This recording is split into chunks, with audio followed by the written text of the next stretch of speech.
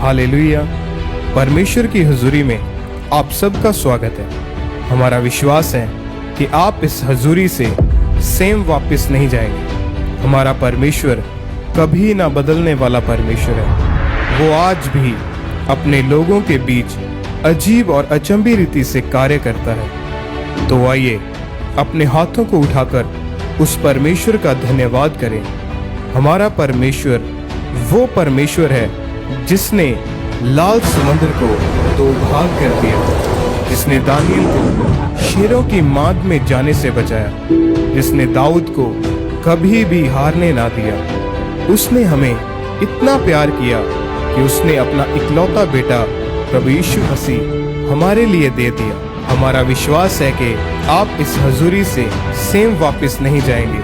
जो मसा, जो दर्शन, जो अभिषेक परमेश्वर के दास हमारे आत्मिक पिता के ऊपर है, अगर आप भी पूरे मन से उसका हिस्सा हैं, तो आप अपने जीवन को, अपने परिवार के जीवन को और अपने आसपास के जीवनों को बदलता हुआ देखेंगे। परमेश्वर की हुजूरी, उसकी प्रेजेंस, उसकी सामर्थ यहाँ मौजूद है आपको छुटकारा देने के लिए। आमीन।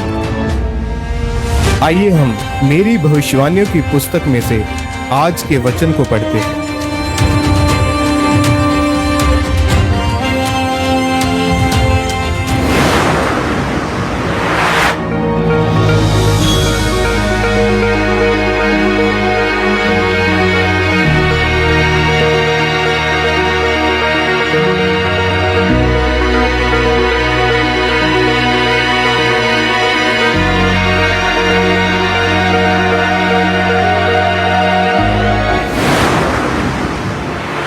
के द्वारा विजय पाएं, जैसा कि जकरिया 4:6 में लिखा है। तब उसने मुझे उत्तर देकर कहा, जरूब्बाबेल के लिए यहोवा का यह वचन है, ना तो बल से और ना शक्ति से, परंतु मेरे आत्मा के द्वारा होगा।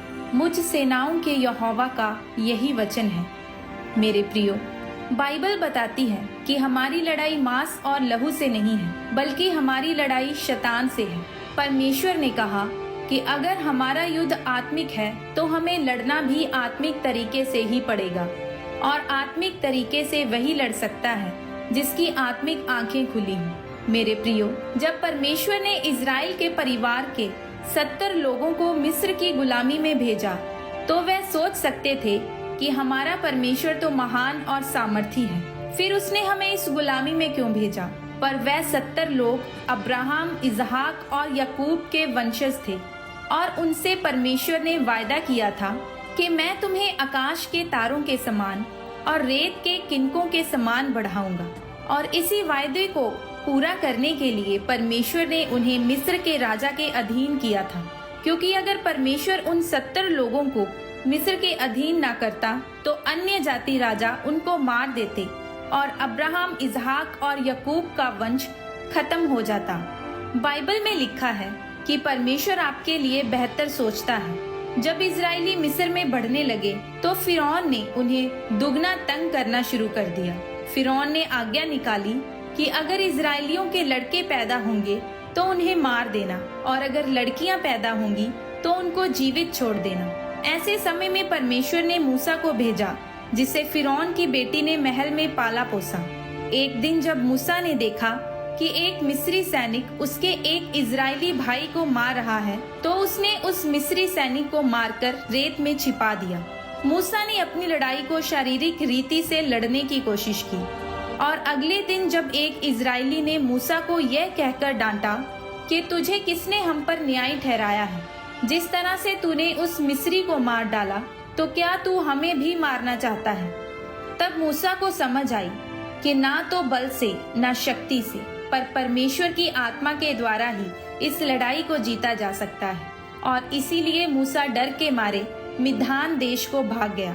परमेश्वर ने 40 साल तक मूसा को महल में इसलिए रखा ताकि वह मूसा को यह समझा सके कि इजरायलियों को पैसे के बल से या सैनिकों के बल से नहीं, बल्कि सिर्फ परमेश्वर की आत्मा की ताकत से ही छुड़ाया जा सकता है।